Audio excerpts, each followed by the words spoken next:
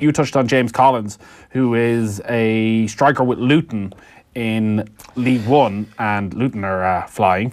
He scored again. Yeah, he's absolutely flying. He's having a fantastic season. I think he was he joint top goal scorer in the division heading into today? Yeah, so I think he went top. That possibly takes him out on his own. Look, he's got a bit of a colourful past. He's been involved in a couple of hairy enough incidents, I suppose, here and there. So he has. But I mean, if you're talking about Will Keane, and all the talk of trying to tempt him, surely you would imagine on paper James Collins looks a better prospect. He was at Villa as a young fella. I was saying to you before that he doesn't need to be tempted though, because he played for Ireland. Absolutely. He would have been at Villa at the same time as Mikey Drennan, Graham Burke, Jack Grealish. There was a whole pile that were either Irish or qualified. Sammy Carruthers, exactly. And he was well talked about at the time, and then kind of disappeared, but he's very, very much back in the scene. Fair play to him. He was alongside Samir Carruthers as well that day. They've gone racing. Correct. They've gone racing. Yes. They've gone racing and had a very nice time, and you've probably seen the... Indeed. I think did Pat Fenlon take him to Hibs at one point as well, Collins? I think he might have. He spent a season at Hibs. I think that people at various stages of... I actually see... He was in one of the papers during the week talking about how he has now grown up and matured and all of that kind of crack. It's taken him a while. He was talking about that 6 years ago, isn't he, here? But look, he started to fly, But Luton are an interesting story now, because there's actually a real Irish legion there now, because Alan McCormick is there. And there's Alan Sheehan is there as well, and there's Aaron Connolly who's joined them on loan for the rest of the season, and a Galwegian at Brighton who has an injury to shake off, but scored a lot of goals at Premier League 2 level this year. So how highly do you rate Aaron Connolly? Because people are talking about young Irish strikers, and it's all about Troy Parrott right now, whereas an awful lot of people feel that actually maybe Aaron Connolly is maybe even on a similar level to Troy Parrott. Yeah, I saw him play up in Eamon DC Park actually towards the tail end of last year in an international game. Now, the problem they have, well, it's a fantastic problem, but the problem we have at that moment is we actually have an awful lot of number 9s. An awful lot of number 9s.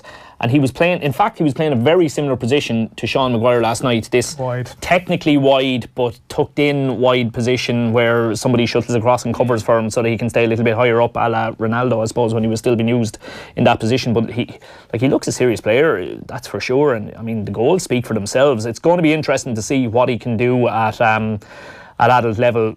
Look, again, he's a fella who, when I was at Galway, you make phone calls to some of these clubs about some of the players that they've got in at the under 23 level, and I'd kind of always try and make an argument that, certainly, right, he's got a good move now, he's going to be tested at Luton, but in under 23 Premier League, as opposed to a fella maybe coming over back home here for 6 months and playing adult football. Well, I was asking Stephen Kenny that at the press conference last week about the under 21s, about how does he judge players who are playing at under 23 level in England, because he made the point that there's pretty much no Irish under 21s playing first team football in England at any level, and there's several players of this homegrown squad that are getting together. Is it this weekend? Next few days? Next week to play next Wednesday. Wednesday. That they're getting together that are playing in the League of Ireland. So how do you balance out guys who are at the lower leagues in the England, not really getting football, guys who are playing under 23 level at Liverpool, at Spurs, at clubs like that, and players who are playing first team proper men's football in the League of Ireland? He said, look, that's the art of it. That's my job is to figure that out. Like, where do you stand on that? I certainly think it's got to be more beneficial for the players' development to be playing adult football than it has to be playing 23s. I mean, you talk to anybody who regularly watches 23s football, you talk to people involved in it. Again, from my own personal experience, say we brought in Rory Hale halfway through my first year at Galway. And I mean, it's amazing how quickly these fellas can fall off the radar, or not off the radar. But I mean, when we brought Rory in July. Rory had been one of the 4 nominations for under 23 Player of the Month in Premier League 2 in April. And yet he was released and, gone by the wayside and trialling with conference sides within the space of a couple of months.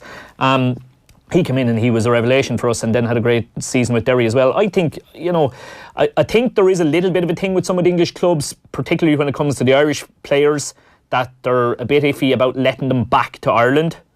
and back to home, and will it make them even more homesick then when we try and get them back over and that kind of thing. I think that maybe plays into it a little bit, but if you had the likes of an Aaron Connolly going in at, like, Shamrock Rovers at the moment appear to have everything bar maybe an out-and-out number 9 who can score 20 plus goals.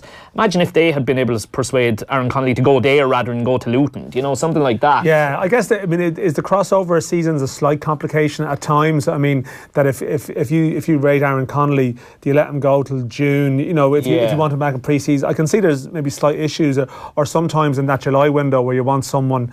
Do you want to send him somewhere for 6 months or send him somewhere for 3 months? And that's one of the slight issues with our season. And he's just turned 19. Yeah, the thing about Connolly, I don't know the lad, so I'm not going to I'm just going on speaking to people. I get the impression he's a talented player, but he might benefit from like going to a sort of a man's dressing room, and it might sort of bring him along a bit. I think you might have, like most 19-year-olds might have a small bit of growing up to do, and it might be a really good environment to go to League One with some senior pros, because as you say, Premier League 2 or under 23 league form as such, I mean, how much does it count for? It can get players into a false sense of security to some degree massively. As well. And they it's great, they have the shirt and they have the crest and they play for this club, but really their experience and their value is really the same as the bloke at Rochdale who's played 30 games for Rochdale. So and even at the very top level, you watch, say, Chelsea and Manchester City, who are the two best academies there are, and the two best under 23 teams, even with a lot of players got out on loan. Like, the talent level in those under 23 games is off the scale. Like, it's brilliant football to watch, but nobody ever tackles you. What's the title they have on this tournament where the 23s play against the lower league senior teams? Oh, the Checker Trade. The Checker Trade. Like, none of the 23 teams have managed to make any sort of mark on that. So that kind of tells its own story. Ball, yeah. I mean, the different strokes for different folks to a degree. There might be some technical players, you don't maybe want to sour them early in some ways. And I assume every player is different in terms of that. But yeah, I think maybe the thing about coming home to Ireland, that's a very valid point about not wanting them to get into the zone. And I guess part of it is they need to have a degree of respect for the setup that they're coming into here, and hoping that they're going to get the requisite level of training and coaching. And I think that's a blind spot and a perception that might exist towards here that needs to be addressed. I mean, I suppose Ryan Delaney used that Ryan Delaney came to Cork and had a very good loan spell, but from what I can gather, Burton Albion but next to no interest in what he was doing here, and he ended up getting to move to Rochdale off the back of it.